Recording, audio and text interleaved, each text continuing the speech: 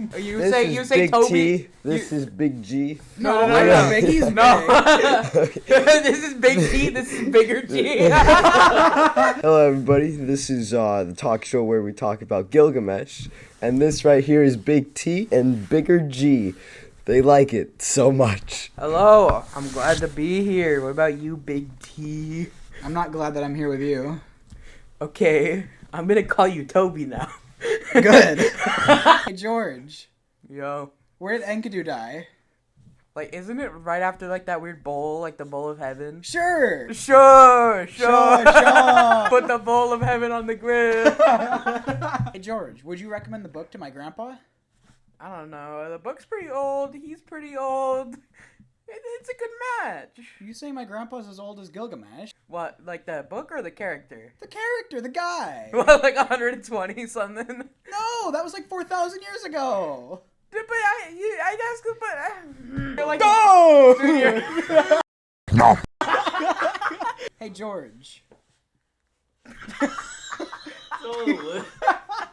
Hey, George, what happened to Enkidu? he like died. Where? I don't know, somewhere in Uruk, I'm pretty sure. Dude, Like, the quiz was on this. The gods, they didn't want him to live because they were mad at him. So he died. What did Gilgamesh do? He, like, cried or something. Yeah, he was very sad, wasn't he? Yeah.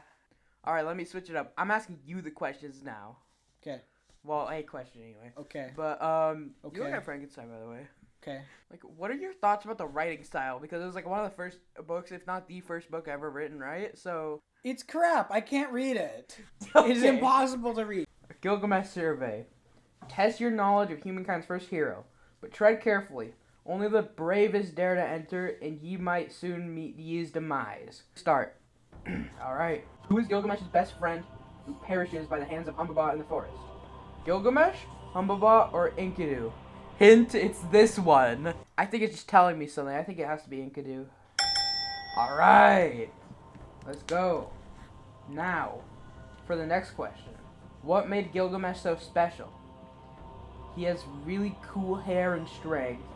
He was 2/3 god. He was actually a dog.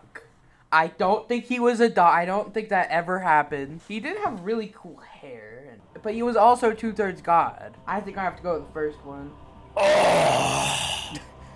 Alright, it wasn't the first one. It's Enkidu. Yeah, he was 2/3 god. Okay, what archetype does Enkidu represent? Innocent, sidekick, villain, or Dave? Dave? I know Dave. You could just skip that question. I think I have to, yeah, honestly. Oh, I fuck. guess I can't skip. I guess I gotta click here to restart. It was Enkidu, he was 2/3 god. He's pretty innocent, don't you think? Mostly. He did some questionable things, but yeah. So does everybody. He was sort of a sidekick, but I think he was more innocent than he was a sidekick. And the rest What, are just you don't sure make he's sense. not Dave? He is not Dave. He's Enkidu, not Dave. He's from Iran, not Los Santos. I think he's pretty innocent, so... Oh yeah. Who's Gilgamesh's mother? Enkidu? Male blob. Do you know what male blob is? Ask Barry. Ask Barry. Barry's not here because he has a doctor's appointment. So I'm gonna have to go with Indian son. Yeah. Does Gilgamesh die? Everybody has to die at some point, right? No. Those weird sharks in the like the bottom of the That's ocean. not a person! I mean, they're living. Okay, I'm just gonna put yes, because all people have to die at some point. Sure. Uh-oh! Humbaba attack! Whoa! Do you block, attack, dodge, or flee? Which one would you do? Die. So which one is that? I agree. Block. Yeah. The fierce block staggers Humbaba. A well-placed strike shall surely end him. Let him live or go in for the kill? Hey, let's ask Aiden. Hey, Aiden. Hey, Aiden. Come into the camera, Aiden. Oh, would you let the fierce Humbaba live or would you kill him? I'd kill him. Okay, let's try that. Strike Humbaba down. The mighty beast lets out a hideous growl as he goes down and perishes. Congratulations, you've proved your supreme knowledge of Gilgamesh and have slain the fierce Humbaba. Please click below to get your reward.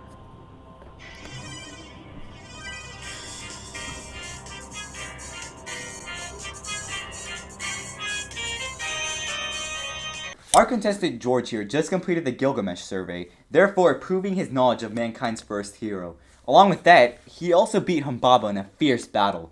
George, you are on fire and someone needs to put you out. That day could be today or tomorrow. But besides the point, George, you recently won a large amount of gold in your fierce battle with Humbaba. What do you plan on doing with the gold? Pink Himalayan salt. Pink Himalayan salt. Wonderful, George. That actually is a rare comedy from what I've heard. Although, as we were looking at you and your survey scores, we noticed a similar theme found in Gilgamesh. These themes, a lot of the time, follow the same structure. Journey. See, simply, Gilgamesh follows something that used to be called the hero's journey. It involves 7 steps. These steps were the ordinary world. See, Gilgamesh, in the beginning of the book, he's this king. He does whatever he wants. He's rude to people. He'll pick fights. He sleeps with as many women as he wants. That is, yeah, I hate him too, George. He is just the absolute, like, the biggest, let me see what word I can say that doesn't sound like a curse word. He's the biggest loser in all of his kingdom. No loser. He is a loser. He's the hero. He's a loser morally. He's the hero. But that's besides the point, because No, he's a douchebag. that's Gilgamesh's ordinary world. He just does whatever he pleases. His kingdom is just his realm, does whatever he wants. It's awful. Which leads us to our second step of the hero's journey, the call to adventure.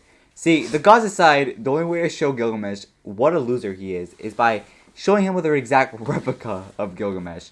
So they create one called Enkidu. They send him to the forest where he harasses trappers, and eventually Gilgamesh's pride demands that he fight Enkidu. And just like that, that's just a small taste of the hero's journey. If you want more, you'll have to look into it yourself. Another theme common in Gilgamesh is what I like to call desire.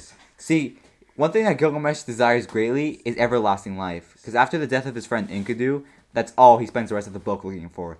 Everlasting life. His obsession just keeps going and he keeps looking for it. Unfortunately, he never finds it and unfortunately perishes when he dies of old age.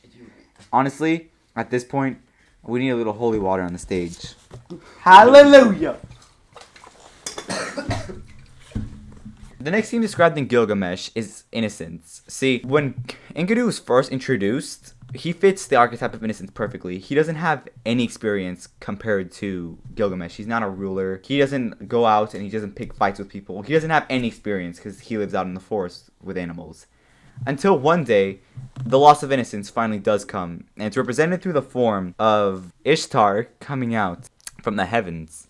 Well, not the heavens, wherever they come out of. She basically takes Enkidu's innocence, which you can figure out what that means by yourself. I'm not going to sit here and explain it.